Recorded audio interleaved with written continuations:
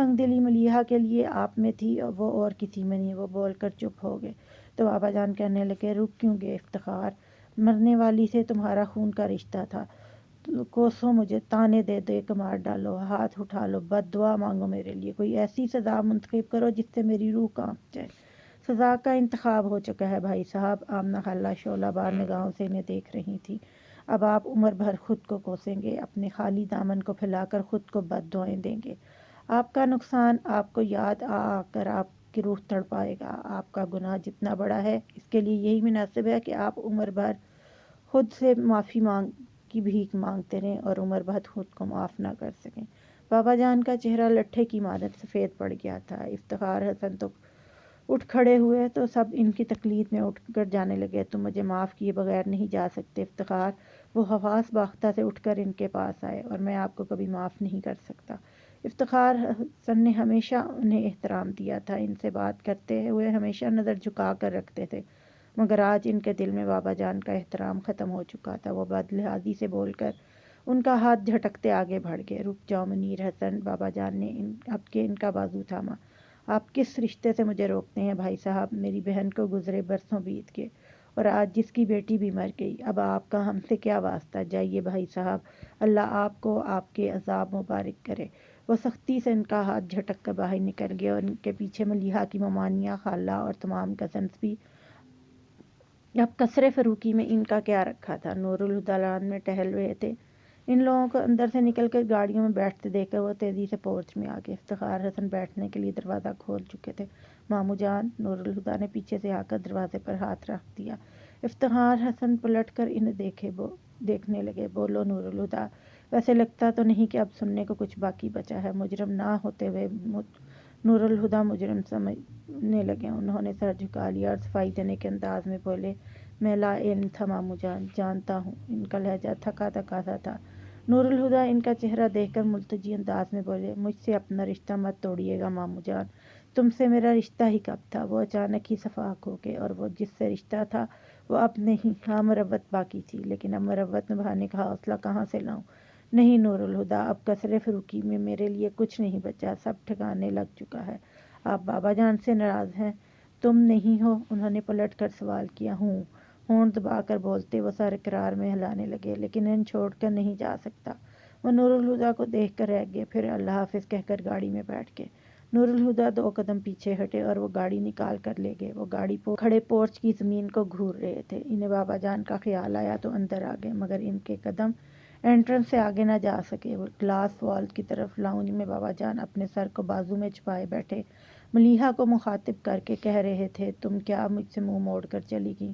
ہر کوئی مجھ سے منہ موڑ گیا، یہ کیسی روایت ڈال گئی؟ سزا ہے کوئی؟ مجھے سزا کے قابل بھی نہیں سمجھتا، نہ سزا ملتی ہے نہ معافی، کفارہ کیسے ادا ہو؟ نور الہدیٰ کی طرح استادہ ہو گئے تھے، ان کے دل کی حالت عجیب ہو رہی تھی۔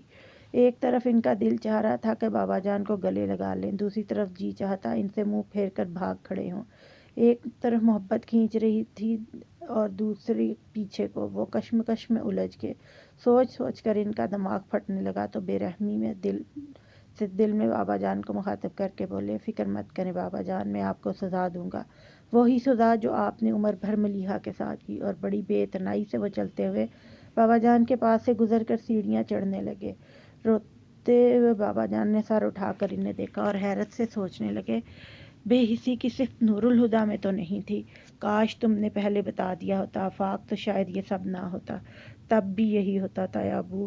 آج پھپھا جان کی جو حالت ہے وہ صرف اس لیے ہے کہ ملیحہ اب دنیا میں نہیں ہے، لیکن اگر وہ زندہ ہوتی تو پھپھا جان کسی بھی قیمت پر وجدان کو قبول نہیں کرتے۔ ان کی سخت طبیعت کو آپ مجھ سے بہتر جانتے ہیں، اور رہ گئی ملیحہ، تو کون نہیں جانتا کہ اسے ہارنے کا شوق تھا۔ جب وہی ہتھیار ڈال چکی تھی تو آپ کیا کر لیتے؟ افتخار حسن جانتے تھے وہ صحیح کہہ رہا ہے، اس لیے چپ سے ہو گئے، لیکن منیر حسن مطمئن نہ ہو سکے۔ پھر بھی آفاق، تمہیں بتا دینا چاہیے تھا، شاید کوئی راستہ نکل پاتا۔ ملیحہ نے کون سا کسی کے گزرے کا انتخاب کیا تھا، اور آخر کس بیس پر وجدان کو ریجیکٹ کرتے؟ بس ایک ذرا ان کی انا ہی تو تھی، ٹوٹ جاتی۔ آفاق صحیح کہہ رہے ہیں چاچو، واقعی کوئی راستہ نہیں تھا۔ ملیحہ بھی کبھی بھی پھپھا جان کی مرضی کے بغیر وجدان سے شادی نہیں کرتی ہے، پھپھا جان بھی اس کی اس کمزوری سے واقف تھے۔ پھر بھلا وہ رضامندی دیتے ہی کیوں؟ بلکہ سچ تو یہ ہے ملیحہ کی اسی کمزوری نہیں پھوپھا جان کی انا کو آسمان پر چڑھا رکھا تھا۔ میں مانتی ہوں ان کا رویہ ملیحہ کے ساتھ ہمیشہ ہی ناروا رہا، لیکن ملیحہ نے بھی تو کبھی پلٹ کر شکایت نہیں کی، پھر وہ کیوں احساس کرتے؟ اب ان باتوں کا کیا فائدہ؟ جتنا ذکر کرو کہ اتنا ہی دل جلے گا۔ بس اب ختم کرو اس قصے کو۔ چھوٹی ممانی کے لیے سچ مچ یہ ٹاپک بہت تکلیف دہ تھا۔ وہ جھنجھلا کر بولی، آفاق مجھے وجدان کے پاس لے جاؤ، نہ جانے کس حال میں ہوگا۔ افتخار حسن فکر مند سے ہو کر بولے۔ آفاق ان کی طرف دیکھ کر رہ گیا۔ ایسے کیا دیکھ رہے ہو؟ آفاق نے نظر جھکا لی۔ یہی تو پتہ نہیں چل رہا کہ وہ کس حال میں ہے۔ کیا مطلب؟ آمنہ خالہ نے ٹھٹک کر پوچھا۔ وجدان پرسوں رات سے لاپتہ ہے۔ کیا کہا؟ بڑی ممانی سہم کر بولی۔ میں ٹھیک کہہ رہا ہوں، وجدان گھر سے چلا گیا۔ پرسوں جب میں اسے قبرستان سے لے کر آیا تھا تو اس کی دماغی حالت نارمل نہیں تھی، پھر میں نے ہی اسے گھر ڈراپ کیا یہ سوچ کر کہ کچھ دیر آرام کرنے سے اس کی حالت سنبھل جائے گی، مگر وہ گھر سے چلا گیا۔ اس کے نکلتے ہی انکل اور مزمل بھائی اس کی تلاش میں لگ گئے تھے، مگر کوئی فائدہ نہیں ہوا۔ وہ ابھی تک لاپتہ ہے۔ سب دوستوں رشتہ داروں کے گھر چیک کر لیا، پورے شہر کے ہسپتال دیکھ لیے، لیکن وہ کہیں نہیں ملا۔ کل میں اور ساجد مزمل بھائی اور انکل کے ساتھ مل کر سارا دن اسے سڑکوں پارکوں میں تلاش کرتے رہے ہیں۔ شہر کا کوئی کونا ایسا نہیں چھوڑا جہاں ہم نے اسے نہ ڈھونڈا ہو۔ سمجھ نہیں آتا اسے زمین نگل گئی یا آسمان، کہیں سے کوئی خبر تک نہیں ملتی۔ اب تو پولیس میں بھی رپورٹ کرا دی اور صبح کے سب اخباروں میں اس کی گمشدگی کا اشتہار بھی چھپ گیا ہے۔ دعا کریں کہیں سے کوئی اطلاع مل جائے۔ اس نئی افتاد پر ہر کوئی چپ سا ہو گیا۔ یا اللہ، یہ کیا ہو رہا ہے؟ ہر طرف سے بری خبریں مل رہی ہیں، سکون تو جیسے اب ہمیشہ کے لیے رخصت ہو گیا ہے۔ افتخار حسن گھبرا کر بولے۔ منیر حسن نے ایک نظر اپنے بھائی کو دیکھا جو ٹوٹ سے گئے تھے، پھر آفاق سے تیز لہجے میں بولے، تم یہ سب آج بتا رہے ہو؟ اور کیا کرتا؟ جو سانحہ گزر چکا وہ کیا کم ہے جو میں آپ سب کو اور پریشان کرتا؟ اچھا اب یہ باتیں چھوڑو، بڑی ممانی پریشان سے لہجے میں بولی۔ پھر اپنے شوہر سے کہا، افتخار حسن ہمیں وجدان کے گھر چلنا چاہیے۔ تائی جان آپ وہاں نہ ہی جائیں تو بار بار ملیحہ کا نام لے کر رونے لگتی ہیں، اور میں نے وجدان کے گھر والوں کو ملیحہ سے اپنے رشتے کے بارے میں کچھ نہیں بتایا، اور شاید وجدان نے بھی ایسی کوئی بات نہیں کی، ورنہ وہ ضرور ذکر کرتے۔ پھر انہیں ملیحہ کے انتقال کے بارے میں بھی کوئی اطلاع نہیں، لیکن تم نے یہ سب ان سے کیوں چھپایا جبکہ اس کی ضرورت نہیں؟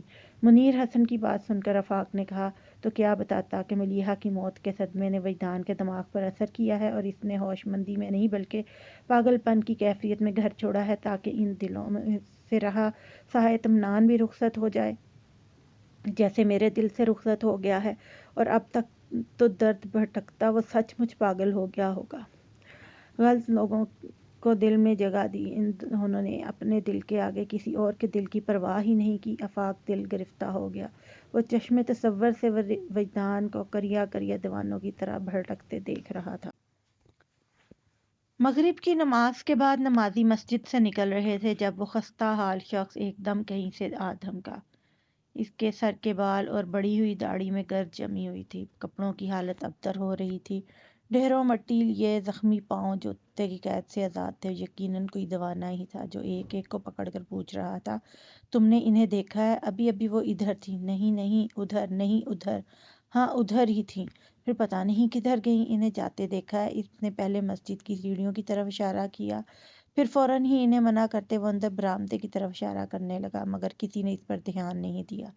ہر شخص اس سے بچ کر نکلنے کی کوشش میں تھا۔ وہ التجائیں کرنے لگا، کوئی تو بتا دے وہ کہاں گئی ہیں، کب سے ڈھونڈ رہا ہوں، کوئی تو مجھے بھیک میں ان کا دیدار دے دے۔ اپنی فریاد کے رائیگاں جانے پر اس نے یکدم ہی سفید کاٹن کے کلف لگے شلوار قمیض میں ملبوس سیاہ رنگت کے موٹے سے آدمی کو دبوچ لیا۔ اس پر جنون سوار ہونے لگا تھا۔ موٹے کو جھنجھوڑتے وہ چیخنے لگا، تو بتا مجھے وہ کہاں ہے، بتا، میں جانتا ہوں تجھے پتا ہے، بول کدھر ہیں وہ پہلے تو اس افتاد پر گھبرا گیا، پھر خود کو چھڑا کر حقارت سے زوردار تھپڑ اس کے گال پر جڑ دیا۔ ہٹ پاگل کہیں کا، سارے کپڑوں کا ستیہ ناش کر دیا، اور وہ تھپڑ کھا کر گر پڑا۔ تبھی سے نمازیوں کی بھیڑ کے اندر کسی کی جھلک نظر آئی تھی۔ وہ جھٹکے سے اس کی طرف بڑھا۔ موٹے شخص نے جو اس پاگل کو اٹھ کر ایک طرف بڑھتے دیکھا تو آواز باختہ سا ہو کر اس نے فوراً جھک کر ایک پتھر اٹھایا اور تاک کر اس کی طرف پھینک دیا۔ اس کے سر سے خون کا فوارہ چھوٹ گیا۔ وہ بس ایک پل کو ماتھے پر ہاتھ رکھ کر دوہرا ہوا تھا، پھر بہتے ہوئے خون کی پرواہ چھوڑ کر وہ بے اختیار اس کی طرف بڑھا۔ موٹے شخص نے بدستور اسے اپنی جانب آتے دیکھا تو ایک اور پتھر اٹھا کر اسے مار دیا، پھر ایک ساتھ کئی پتھر اس نے ہاتھ میں اٹھا لیے اور ایک کے بعد ایک مارنے لگا۔ باقی نمازیوں نے جو ایک پاگل کو اس موٹے آدمی سے بھڑتے دیکھا تو وہ بھی اس پر پل پڑے۔ شرم نہیں آتی، نمازیوں کو پریشان کرتا ہے، ہٹا کٹا مستنڈا ہو کر آوارہ گردی کرتا ہے۔ مسجد جیسی متبرک جگہ پر تیری بدماشی کے لیے نہیں ہے۔ ہر طرف سے ایسے جملے پڑ رہے تھے اور اسی رفتار سے لاتے اور گھونسے بھی، مگر وہ خوشبوؤں میں ڈھلے اس پیکر پر نگاہ جمائے اپنا ایک ہاتھ اس کی طرف بڑھاتا، بدن کی پوری طاقت لگا کر خود کو ان لوگوں کے چنگل سے چھڑانے کی کوشش کر رہا تھا، پر اس کی ایک نہ چلی۔ اسے اتنے سارے لوگوں کے بے رحم شکنجے میں دیکھ کر ان جھیل سی آنکھوں میں طغیانی آ گئی، پھر جیسے اس نے برداشت نہ ہو سکا اور وہ اچانک ہی پلٹ کر بھاگنے لگی۔ رک جائیں، مت جائیں مجھے چھوڑ کر، وہ چلایا، پھر اپنے ارد گرد موجود لوگوں کو دھکیلنے لگا۔ وہ جب تک چپ کر پٹتا رہا لوگ اسے پیٹتے رہے۔ اب وہ جو انہیں دھکے مار کر خود کو چھڑانے لگا تو سب اسے چھوڑ کر خوفزدہ سے پیچھے ہٹ گئے اور وہ اس کے پیچھے بھاگا جو نظر سے اوجھل ہوتی جا رہی تھی۔ پھر بھاگتے بھاگتے اسے پتھر سے ٹوکر لگی اور منہ کے بل زمین پر گر پڑا۔ اس کے دانتوں سے خون نکل آیا تھا۔ اس نے سر کو اس طرف دیکھا جدھر وہ گئی تھی، پھر گھبرا کر چاروں طرف نظر گھمائی، لیکن وہ اسے کہیں نظر نہیں آئی۔ بے بسی کے احساس سے اس کی آنکھیں برسنے لگی۔ اوندھے منہ لیٹے اس نے سر اٹھا کر آسمان کو دیکھا اور گڑ سے فریاد کی صورت پکارا، یا اللہ! لوگ ہنس رہے تھے، بچے پاگل پاگل کی صدائیں لگاتے تالیاں بجا رہے تھے اور وہ زمین پر پوری طاقت سے ایک ہاتھ کا مکہ بنائے زمین کو پیٹ پیٹ کر اپنے ہاتھ زخمی کر رہا تھا۔ دھول اڑا اڑا کر اس کے چہرے پر پڑ رہی تھی اور وہ کرب سے چلاتا جا رہا تھا۔ قریب ہی ایک دکان کے باہر کھڑا شخص اس تماشے سے محظوظ ہوتا اپنے سامنے کھڑے آدمی سے بولا، دیکھو یار کیا تماشا چل رہا ہے، ارے یہ تم تو کچھ بھی نہیں ہے، ادھر دیکھو، اصل تماشے کی خبر تو آج اخبار میں چھپی ہے۔ سنتے آئے لڑکیاں گھروں سے بھاگتی ہیں، پر اب تو لڑکے بھی گھر سے بھاگنے لگے ہیں۔ اس نے مطلق دھیان نہ دیا۔ اخبار میں چھپی خوش شکل اور خوش لباس نوجوان کی تصویر اسے دکھائی، جس کے نیچے لکھا تھا، نام وجدان مصطفیٰ، ولد مصطفیٰ عظیم، عمر 25 سال، رنگت سانولی، قد 5 foot 11 inch, black shirt black pant میں ملبوس اور پیروں میں بوٹ پہنے ہوئے، ناراض ہو کر گھر سے چلا گیا ہے۔ اگر کسی صاحب کو وجدان مصطفیٰ کے بارے میں اطلاع ہو تو برائے مہربانی نیچے دیے گئے ٹیلی فون نمبرز پر رابطہ کریں۔ اطلاع دینے والے کو 1,00,000 روپے نقد انعام دیا جائے گا۔ اس نے اپنے ساتھی سے اخبار لے کر بلند آواز میں خبر پڑھی اور دونوں ایک دوسرے کے ہاتھ پر ہاتھ مار کر ہنسنے لگے۔ بابا جان کی پہلے بھی کوئی خاص مصروفیت نہیں تھی، بس بوائی اور کٹائی کے سیزن میں نگرانی کے لیے زمین پر چلے جاتے تھے، یا پھر اگر کوئی تنازع کھڑا ہو جاتا تو اس کے حل کے لیے انہیں جانا پڑتا۔ منافع اور اخراجات اندراج بھی ان کا سر درد تھا، مگر جب وہ کثر فروخی میں ہوتے تو واقعی ریٹائرڈ لائف گزارتے۔ فراغت و فراوانی میں یا تو وہ ملک ناصر کے گھر پر چلے ہوتے یا ملک ناصر کثر فروخی میں ڈیرے ڈال کر بیٹھے رہتے۔ دونوں دوست جوانی کے قصوں اور آرمی لائف کی یادوں کو دہراتے، شطرنج کی بساط پر ایک دوسرے کو شہمات دیتے رہتے۔ مگر ملیحہ کے جانے کے بعد سب کچھ بدل گیا تھا۔ زمینوں کے حالات میں ان کی دلچسپی ختم ہو گئی تھی۔ منشی جو چاہے فصل بوتا، جس دام پر چاہتا فصل منڈی میں بیچتا، کوئی باز پرس نہ کرتے۔ کتنی بار نور الہدیٰ سے بھی کہا کہ اب وہ زمینوں کے معاملات ہینڈل نہیں کر پاتے، اس لیے نور الہدیٰ ان کا انتظام اپنے ہاتھ میں لے لے، مگر نور الہدیٰ نے تو صاف جواب دے دیا، اگر آپ زمینوں کے معاملات نہیں سنبھال سکتے تو بیچ دیں، مجھے اپنے بزنس سے فرصت نہیں۔ اور زمینوں کو بیچنا بابا جان کو گوارا نہیں تھا۔ خیر کسی نہ کسی طرح معاملات چلتے ہی رہے۔ گو عملاً بابا جان نے اٹھا دیا تھا اور بس اپنے کمرے تک محدود ہو گئے تھے، مگر ناصر کی طرف جانا بھی چھوڑ دیا تھا، لیکن وہ خود آ جاتے، مگر اب شطرنج کی بساط نہیں بچتی تھی، بس ملیحہ کا ذکر ہوتا رہتا، اور ملیحہ کے ذکر میں خوشی کہاں تھی؟ اس کی تو پوری زندگی بابا جان کا پچھتاوا بن گئی تھی، اور پچھتاوے کا احساس کسی پل ان کا پیچھا نہیں چھوڑتا تھا۔ ان کے پاس ملیحہ کو یاد کر کے آنسو بہانے کے سوا کوئی کام نہیں تھا۔ احساس جرم سے بے حال وہ بند ہو گئے، ملیحہ کی تصویر کے آگے چلایا کرتے تھے، ملیحہ میری جان، اپنے بابا کو معاف کر دو، میرے گناہ بخش دو بیٹا، ترس کھاؤ اپنے باپ پر۔ وہ ملیحہ کی تصویر کو سینے سے لگائے روتے جاتے۔ نور الہدیٰ کی بے اتنائی اس سے سوا تھی، انہوں نے بابا جان سے نہ کوئی جھگڑا کیا اور نہ ناراضگی کا اظہار۔ بس ان سے لا تعلق ہو کے بابا جان کی چیخیں ان کے کانوں تک بھی پہنچتی تھی، مگر وہ کبھی انہیں دلاسا دینے نہیں آئے، الٹا اپنی سرد مہری سے ان کے احساس جرم کو اور بھی بڑھا جاتے تھے۔ انہوں نے بابا جان کو گھر میں رکھے سامان کی طرح سمجھ لیا، کبھی ان کے کمرے میں جھانکنے بھی نہیں۔ اگر کبھی بابا جان ہی ان کے پاس چلے آتے تو اس طرح نظر انداز کرتے تھے وہ کٹ جاتے، مگر شکایت کیسے کرتے؟ انہوں نے بھی تو کبھی ملیحہ کو خود سے قریب نہیں ہونے دیا تھا، لیکن ملک سے برداشت نہیں ہو سکا اور وہ نور الہدیٰ کے پاس جا پہنچے۔ جس شخص نے تمہیں کبھی باپ کی کمی محسوس نہیں ہونے دی، اس کے ساتھ تم یہ سلوک کر رہے ہو۔